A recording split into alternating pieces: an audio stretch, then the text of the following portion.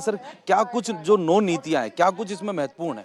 देखिए, मैं आपको 9 नीतियाँ के बारे में बताऊँ तो हमने आज हमारे यशस्वी मुख्यमंत्री हमारे सम्माननीय भजन लाल जी ने जिस तरह से 9 नीतियों इसे कैबिनेट की मीटिंग में लाए गए, उसमें राजस्थान एमएसएमई नीति 2024, राजस्थान निर्यात संवर्धन नीति, राजस्थान एक जिला एक उत्पादन नीति 2024, राजस्थान एवीजीसी अक्षर नीति 2024, राजस्थान पर्यटन इकाई नीति 2024, राजस्थान खनिज नीति 2024 और राजस्थान एमसैंड नीति 2024, राजस्थान निर्यात प्रोत्साहन नीति। इस तरह से एक बहुत नो एक साथ लाकर और कैबिनेट में आज प्रस्ताव लाया गया है। निश्चित रूप से मैं मानता हूं कि एक हमारे मुख्यमंत्री जी भजन लाल जी का एक विजन, एक सोच है कि राजस्थान को आर्थिक दृष्टि से आगे बढ़ाएं, राजस्थान के उत्थान के लिए उनका विजन है। और माननीय हमारे प्रधानमंत्री यशस्वी नरेंद्र मोदी जी का जो विजन है विकसित भारत का, उस विकसित भारत को विकसित राजस्थान में बदलने एक बड़ा इसमें मामला ये जो सामने आया है, लव जिहाद को लेकर कहीं ना कहीं सरकार सख्त नजर आ रही है। आज धर्म परिवर्तन धर्मांतरण की नीति लाई गई है, जिसमें लोग प्रलोभन देकर अगर धर्म परिवर्तन कराया जाता है, उनके लिए एक कई राज्यों से मिलाकर एक नीति तैयार की गई है, उनको उनकी समीक्षा करके।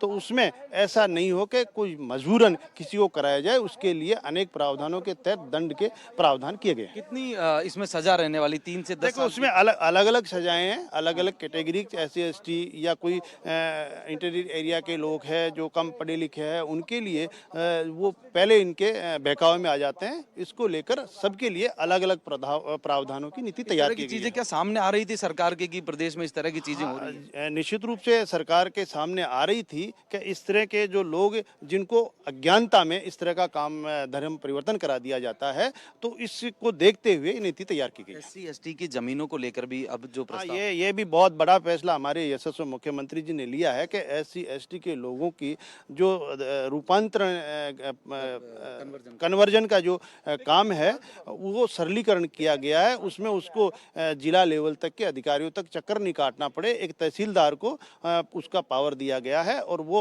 अपनी कन्वर्जन करा के और अपनी जमीन पे कोई भी उद्योग धंधा, कोई भी होटल्स वगैरह कुछ भी कर सके। इससे आपको लगता है कि एससी एसटी जो समाज है उसमें भी उसको फायदा होने वाला है? निश्चित रूप से फायदा होगा कि वो कन्वर्जन कराने में कई इतने दौर उसको जाने पड़ते थे कि वो एसडीएम से लेकर लंबी प्रक्रिया थी, उस प्रक्रिया को सरलीकरण करके और एक अच्छा उनको राहत प्रदान की गई। इसके लिए रोजगार की भी बात आप कर रहे थे अभी, कितना आपको लगता है कि जो 9 नीतियां हैं इससे राजस्थान में बेरोजगारों को रोजगार मिलेगा, नई नीतियों से फायदे होंगे लोगों को? निश्चित रूप से हमारे एमसैंड हुआ, हमारे कई जो माइंस की नीतियां करी है, उसमें हमारे लोगों को अलग अलग प्रकार से रोजगार मिलेगा।